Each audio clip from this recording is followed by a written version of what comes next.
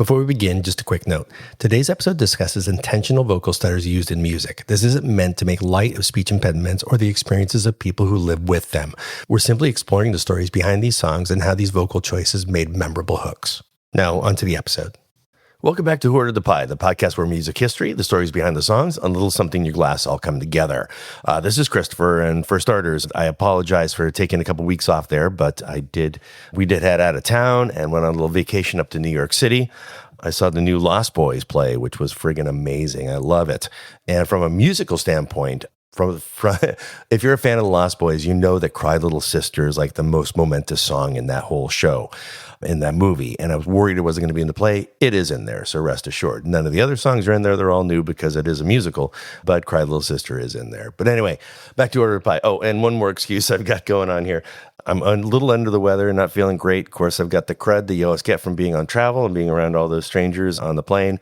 Also, I'm on a different microphone, but I'm on my original microphone. The other one gave out on me. So I've been trying to make an episode and it's just been fighting back, but it's been really frustrating, but now I'm here. Anyway, today's episode, we're going to talk about something you've heard all your life in rock music, but never really noticed. It's the stutter, the repeated word, the broken phrase, the vocal hiccup that somehow became the thing that you can't forget. Sometimes it's a nervous sound, sometimes aggressive, sometimes playful, and sometimes it turned into one of the biggest hooks in rock history. Today, we're digging into the songs where repetition wasn't a mistake, it was the hook. This is episode number 33, and this is Stutter Rock.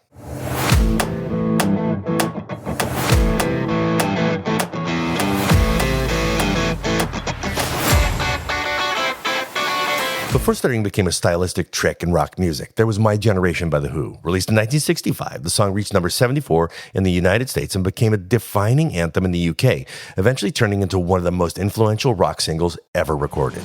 People try to put us to down, talking about my generation. And that stutter, people argued about that for decades. Roger Daltrey said that the vocal delivery may have been partially inspired by blues singer John Lee Hooker's rhythmic phrasing. Others believed it reflected the nervous energy and frustration of British youth culture at that time. There was even speculation that Daltrey was imitating the speech patterns of mods on amphetamines, but Pete Townsend eventually explained something simpler and smarter. The stutter delayed the lyric. It built tension, and it made you wait for the release. And suddenly, a line like "talking about my generation" felt explosive. My generation, baby. Why don't you off? And what's fascinating is the band almost cut the stutter entirely. Producer Shal Telmy reportedly worried it would sound gimmicky or distracting. Instead, it became the identity of the song, and maybe more importantly, it made imperfection sound dangerous. And that mattered in 1965. Rock music was still cleaning itself up on radio and television. My Generation sounded impatient, unstable, confrontational. It wasn't polished. It lunged at you. I'm not trying to cause a big sensation. John Entwistle's bass line practically functions as a lead instrument. Keith Moon sounds like he's trying to destroy the drum kit before the song ends. And in the middle of it all, Why Don't You Just Fade Away became one of the most recognizable vocal hooks in rock history because the stutter made rebellion sound unstable. My generation.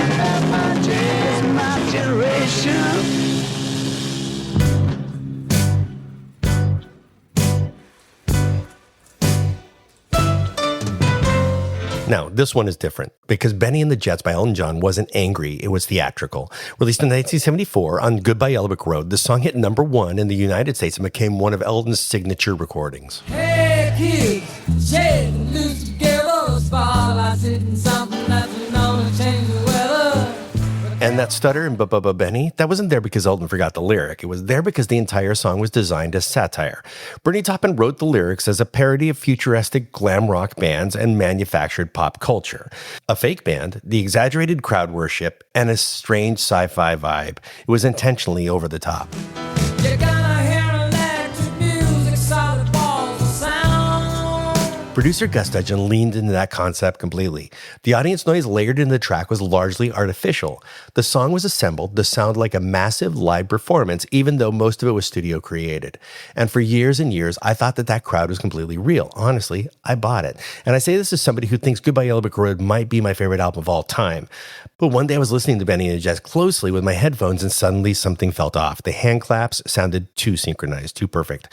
And then I realized that really you're only hearing a few people clapping clapping hands, and then they're putting a ton of echo on it. And once I heard that, I couldn't unhear it. Now listen to this one little segment here, and listen how the hand clap sounds synchronized and quiet and uniform.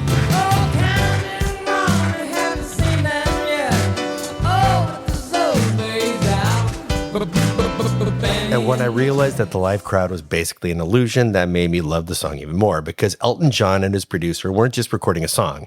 They were creating a performance that never actually happened. The crowd noise was added later, the cheers, the atmosphere, the feeling that you're hearing a superstar band in front of thousands of people, and it was all carefully constructed.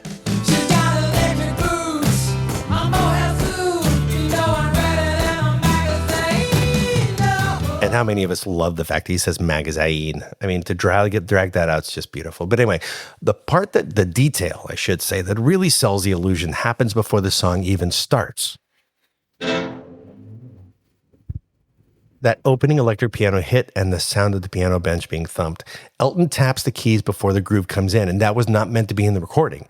Most producers probably would have removed it, but instead they left it there. And that tiny moment tricks your brain into thinking that you're hearing a real performance unfold in real time. A musician walks on stage, touches the instrument, checks the note, and then starts the song. And that's the genius of Bennie and the Jets. It sounds spontaneous, but it's incredibly crafted. And then there's the vocal hook, Bennie. The phrase almost trips over itself, finally landing on the name. That hesitation creates anticipation. You wait for the release and you want it to come, and the hook finally sticks.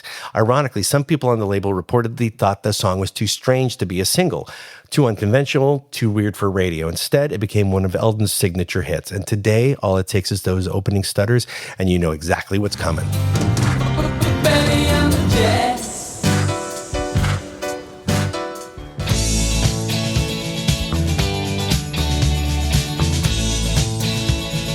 Unlike Elton John, Randy Bachman never intended this version to be released at all. You Ain't Seen Nothing Yet by Bachman-Turner Overdrive came out in 1974 and hit number one in both the United States and in Canada.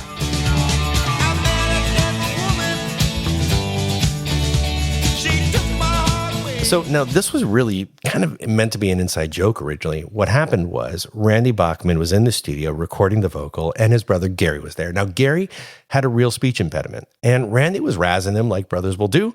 And what he did was he said, I'm going to record a version the way my brother would sing it with his stutter.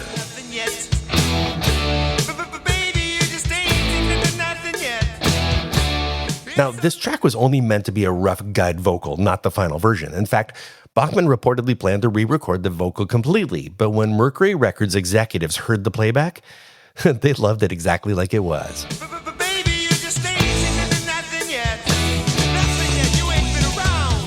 And suddenly the temporary vocal becomes the hit version. What makes the song work is that the stutter becomes rhythmic.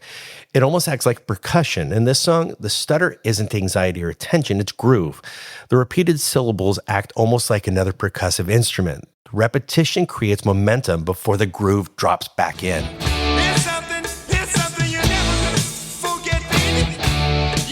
And BTO understood groove extremely well. The band was built around straightforward, muscular rock rhythms, no wasted motion. The stutter gave the intro personality without complicating the song. But there's also an emotional layer here, because once the song became a massive hit, Bachman worried that his brother might feel mocked by it. Instead, Gary reportedly loved the song and was proud of its success. And that changed the way Randy viewed it completely. And what could have been remembered as a novelty ended up becoming one of the defining rock singles in the 1970s. The song swings because the stutter swings.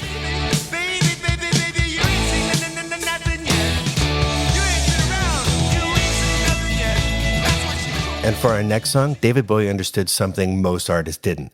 Repetition can sound like transformation. Oh, yeah.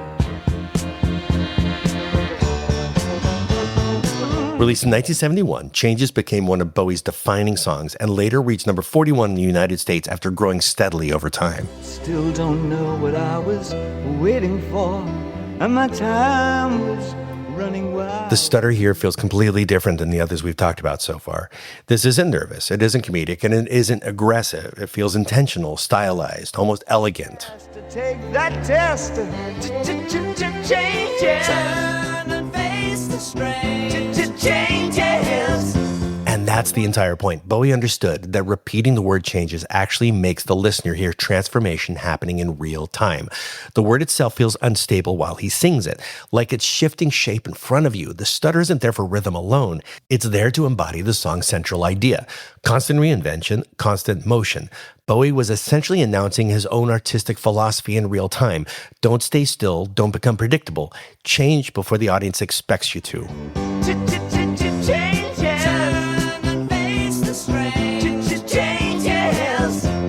And musically, this song reinforces that instability.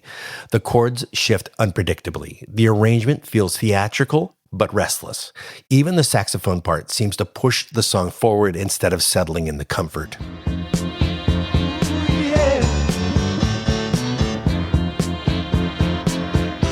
At the time, Bowie still wasn't fully established in America, but songs like Changes slowly built the mythology that would define him for decades. And that vocal hook became one of the most quoted phrases in rock history. Not because it was technically difficult, but because the word itself transforms while he sings it. I said that time may change me, but I can't trace time.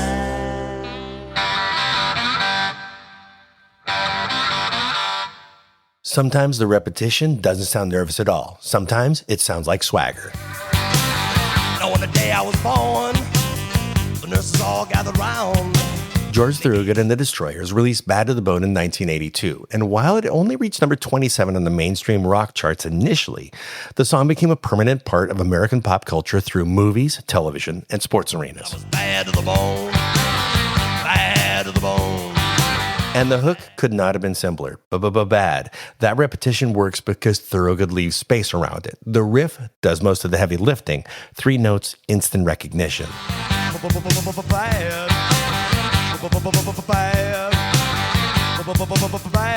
Everything about this song is built on attitude and restraint. Thorogood understands blues, bass, rock better than most artists of that era. Don't overcrowd the groove. Don't overplay. Make the rhythm feel inevitable. And that repeated B almost sounds like it turns into a revving engine before the word lands. The stutter builds attitude before the lyric even arrives. Bad to the bone. I broke 1,000 hearts. Before you even hear the word bad, the song has already told you who this guy was. It's less about melody and more about momentum. And what's interesting is how the song's reputation grew after its release. It became shorthand for rebellion. You heard it in Terminator 2 Judgment Day, Problem Child, Christine. At some point, the song stopped being just a track and became cultural shorthand for Here Comes Trouble, all built around the repeated consonant. Bad to the bone.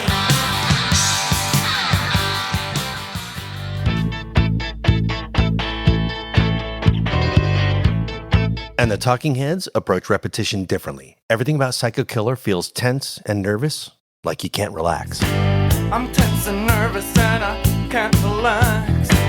I can't sleep cause my bed's on fire. Released in 1977 on Talking Heads 77, the song became the band's breakthrough single and introduced mainstream audiences to David Byrne's nervous, hyper-articulate style. The repeated consonants sound anxious, unstable, like the song itself is uncomfortable in its own skin, which is exactly why it works.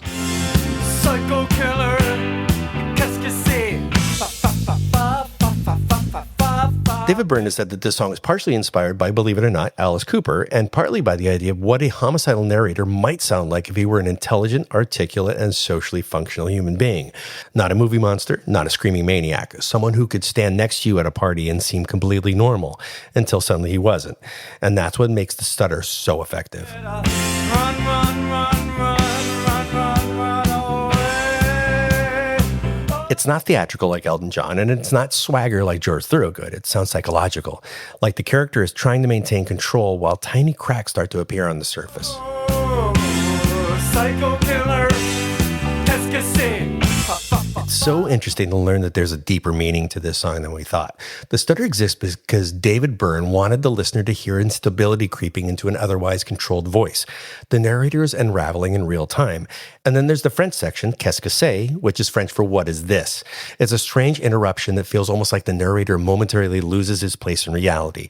The calm voice remains, but for a moment, the mask slips. Byrne deliberately has the narrator slip into another language during the moments of emotional intensity, suggesting a fracture between the public-facing self and whatever is actually happening underneath. You stole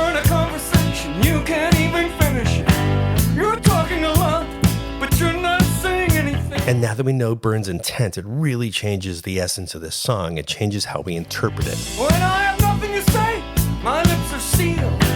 Say something once, why say it again? Even the music contributes to the unease. Tina Weymouth's bass is hypnotic and danceable, but also strangely menacing at the same time. That became one of the Talking Heads' signatures, music that made you move first and think later. Psycho killer, qu'est-ce que c'est? Fa, fa, fa, fa, fa, fa, fa, fa, fa, better. Which is probably why huge crowds ended up happily singing along with this first-person account of a murder without really processing what they were saying, because the song never announces itself as threatening. The menace sneaks up on you, and the stutter is the first warning sign. I hate people when they're not polite. Psycho killer, qu'est-ce que c'est? Fa, fa, A stutter usually sounds like interruption, a break in rhythm, a loss in control, something unfinished. But rock music figured out how to turn that hesitation into momentum. A repeated syllable could sound rebellious, dangerous, cool, funny, even human. And once the artist realized that tension makes people lean in, those broken little phrases stopped sounding broken at all. They became hooks. Tonight's cocktail is called the Repeat Offender because, like these songs, it hits once, then comes back around again.